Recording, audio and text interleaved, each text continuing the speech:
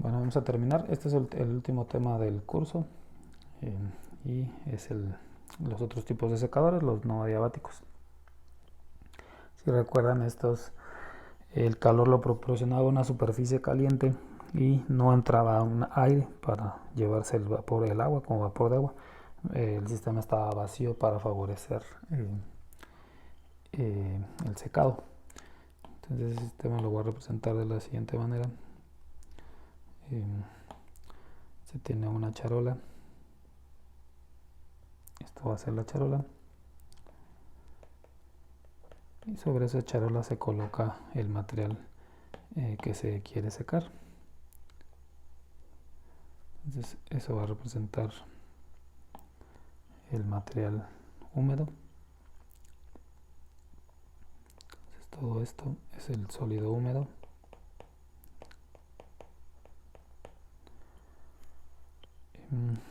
Y el agua, el que tenga agua, pues lo voy a representar por líneas así. Pues ahí está el material húmedo que queremos secar. La charola, generalmente por la charola circula un fluido caliente y ese fluido mantiene la temperatura de esta superficie a cierta temperatura que voy a llamar T0. ¿Sí? Entonces la superficie de la charola, la que está en contacto con el sólido húmedo, la temperatura va a ser T0. Por otro lado, voy a definir la coordenada Z aquí y la altura de este material que voy a secar la voy a llamar L. ¿Sí? ¿Qué pasa conforme transcurre el tiempo? Si pasa tiempo, lo que esperaríamos y que de hecho pues va a pasar es que las moléculas de agua que están aquí, bueno, vamos a empezar en la superficie, pues se van a ir hacia el espacio vacío y van a ser removidas del material. Y luego ya que se vaya esa molécula, pues la que está abajo de ella le va a ocurrir lo mismo, va a terminar saliendo y así sucesivamente. Luego la que está más abajo y así. Y van a estar siendo eliminadas. Eso se traduce en la siguiente situación. Si pasa tiempo, lo que vas a ver es que el material se está secando. Entonces originalmente estaba por acá, pero va a haber una línea nueva debido a que una parte del material ya está seco. Entonces la parte que sigue húmeda es la más interna, es decir, esta. Este sigue siendo sólido húmedo.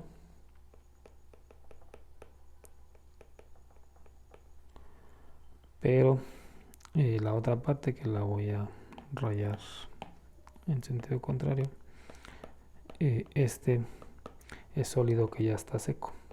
¿Sí?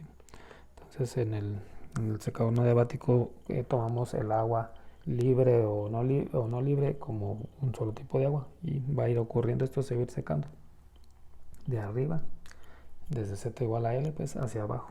¿Sí? Esta línea pues se llama frente de secado y pues va a ir bajando, va a ir descendiendo conforme secamos el material. Empezó acá, el frente estaba hasta acá arriba y va a ir bajando. ¿Sí? Lo que queremos que ese frente pues llegue hasta Z igual a 0 y entonces el material ya estará seco. ¿Sí? Entonces el análisis se va a hacer así, de acuerdo a esto que estoy representando.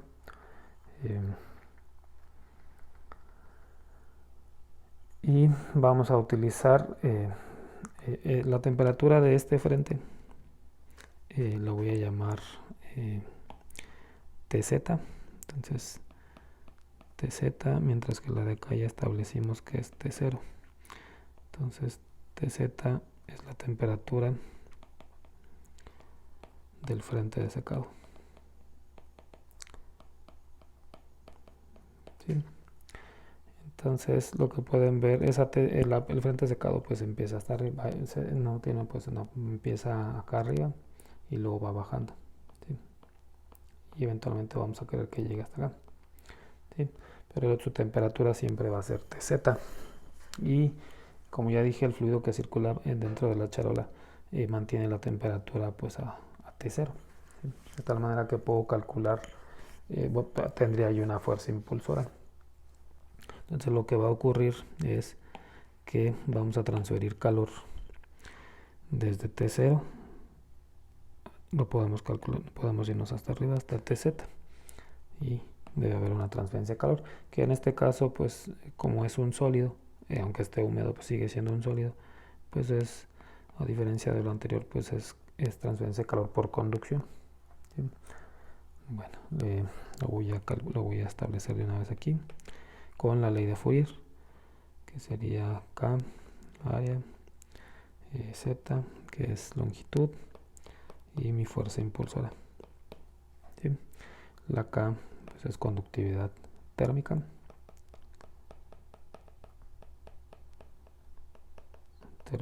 Z ya lo definí, y T0 y TZ pues también lo voy a poner aquí. T0, temperatura de la base de la charola, y TZ es la temperatura del frente de secado.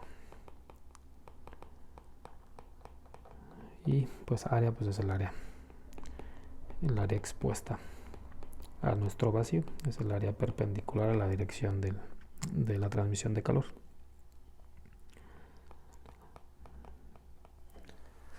Pues ahí está, esto también lo aprendimos en fenómenos de transporte.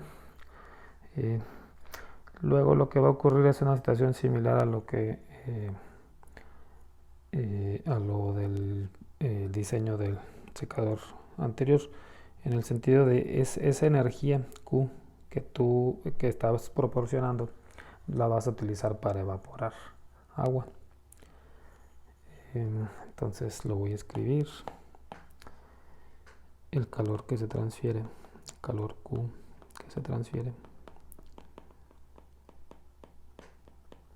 se utiliza para evaporar agua.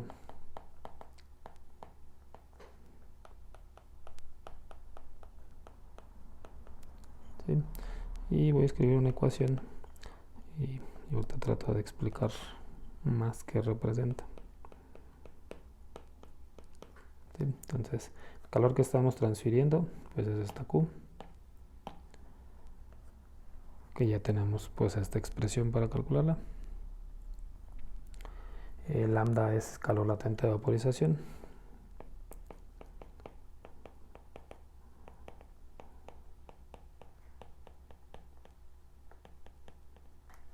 ¿Sí? Y aquí aparece una densidad, una ρ0, que está definida como masa de agua en tu sólido húmedo y por volumen de sólido húmedo, tu concentración de agua en tu material que va a secar. Revisemos las unidades hasta este punto. Q, lo voy a escribir aquí abajo. Q tiene unidades de joules por segundo. Lambda pues es unidades de joules por kilogramo. ρ0 pues es lo que estoy definiendo, es kilogramos por metro cúbico, ¿sí?, de sólido. Esta se va a cancelar con esta. Necesitamos algo que tenga unidades de metros cúbicos por segundo para obtener joules por segundo, ¿sí? Y es entonces el término que está aquí, es cómo cambia el volumen. El volumen pues sería el área que estaría pues hacia acá, que es el área expuesta. Esa área, si lo multiplicas por la altura, pues te da el volumen de tu material.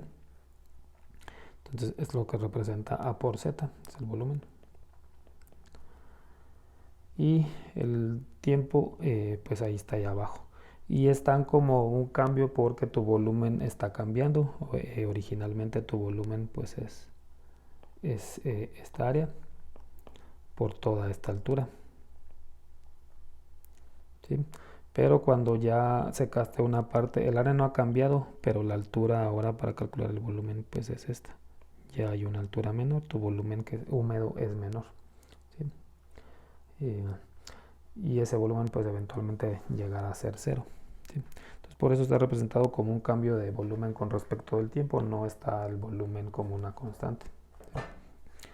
Y la igualdad que está aquí pues nada más establece como está el calor latente de vaporización, lo que está a la derecha de lambda pues tiene que ver con cuánta agua evaporas por unidad de tiempo, es decir, joules por kilogramo son las unidades de lambda. Si lo multiplicas por kilogramos por segundo, pues ya obtienes estas unidades. Entonces forzosamente todo esto que está todo esto representa el flujo de agua, ¿sí? Y cumple entonces con lo que estamos escribiendo. El calor que se transfiere se utiliza para evaporar agua a ese flujo. Bueno, entonces ahí está la ecuación. Tenemos dos ecuaciones para nuestro sistema. Las voy a igualar y voy a integrar. Entonces tenemos esta y la anterior que lo voy a escribir aquí. K por A, T0 menos TZ entre Z. ¿Sí? Entonces esta y esta pues son iguales. Entonces voy a combinarlas y voy a integrar.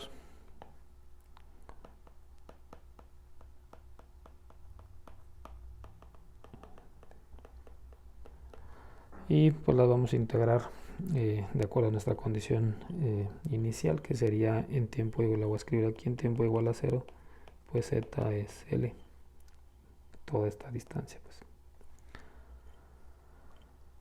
lo voy a escribir aquí en tiempo igual a 0, z es igual a L, y los de arriba los voy a dejar arbitrarios por el momento. Entonces la integral nos va a llevar a esta ecuación, ya ve que integremos pues esta parte.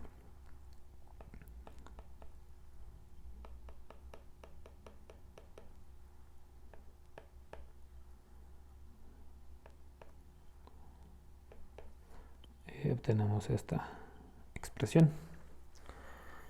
Para obtener en qué tiempo alcanzamos alguna z en particular, lo que nos interesa pues es el tiempo en el que z llega a ser 0, porque implica entonces que el frente pues ya estuvo bajando y ya llegó hasta acá, ¿sí? Entonces podemos aquí sustituir esa condición en tiempo igual a 0, perdón, en qué tiempo z es 0.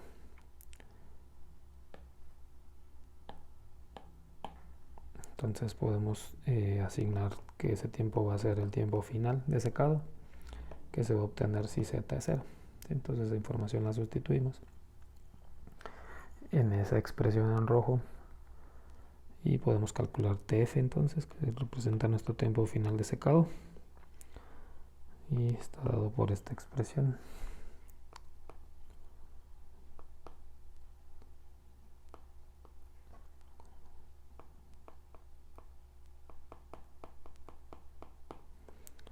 Esta que está aquí. La voy a reescribir acá para analizarla.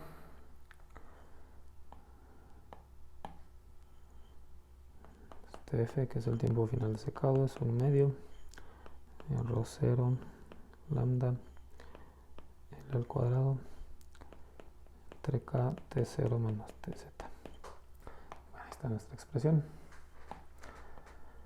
Analicemos. Lambda es el calor latente de vaporización, es propiedad del líquido que estás evaporando, no puedes cambiarlo, no puedes cambiarlo apreciablemente si quieres reducir el tiempo de secado. Es una propiedad del material en la que tienes que vivir. Rho 0 pues es la cantidad de agua que tienes en tu sistema. Mientras más grande sea Rho 0, pues más tiempo te lleva a secar. La conductividad térmica del material pues también es una propiedad de ese material y del agua. Entonces tampoco vas a poder hacer mucho para cambiar ese valor. Donde sí tienes control operativo es en lo que resta aquí en la ecuación. Como ven, aquí en el numerador aparece el espesor, la altura del material que colocas sobre la charola, ¿sí? Y de acuerdo a lo que está aquí, pues mientras más pequeño sea L, pues menos tiempo te lleva a secar el material. Pero adicionalmente aquí aparece un cuadrado, lo que implica que el efecto todavía es muchísimo más grande, ¿sí? Esa información, como ya he dicho, no hay forma de establecerla. De nuestra experiencia, del empiricismo, siempre podemos decir, pues si queremos secar un material, pues mientras más delgado sea, debería secarse más rápido. Lo que nunca podemos inferir es que ese efecto está al cuadrado. O sea, la reducción del tiempo es cuadrática, del tiempo de secado, con el espesor. Y si recuerdan en la presentación, el secador el de las charolas, por ahí en la presentación se ven que tiene muchas charolas, y tiene muchas charolas de manera tal que el espesor del material sobre cada charola es pequeño.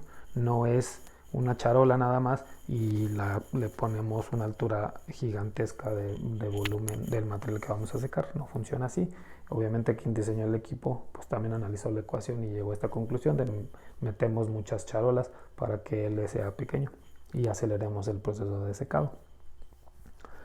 Las otras cosas que también se pueden modificar es, pues siempre puedes calentar la charola a una temperatura T0 más alta. Eso va, como está en el denominador, pues va a disminuir el tiempo de secado.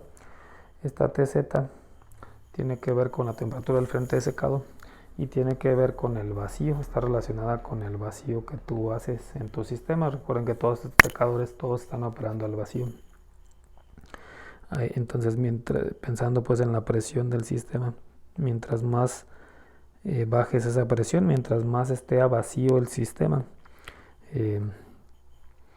disminuye la temperatura Tz, que sería la temperatura de rocío. Entonces también eso controla, no la temperatura de rocío, más bien sería la temperatura a la que están igualadas la presión del sistema con la presión de vapor, ¿sí? Que está relacionado pues a la de rocío. Pero mientras más baja sea la presión del sistema, como ya sabes, el agua hierve a temperaturas más bajas, pero entonces mientras más bajas P, más bajas TZ, ¿sí? Y a la hora que disminuyes TZ, aun cuando dejaras T0 fija, mientras más vacío hagas, pues esta diferencia se hace más grande y el tiempo pues baja, el tiempo de secado. Como comenté al inicio del video, este es el último tema del curso y por ahí ya nos vemos haciendo algunas otras actividades.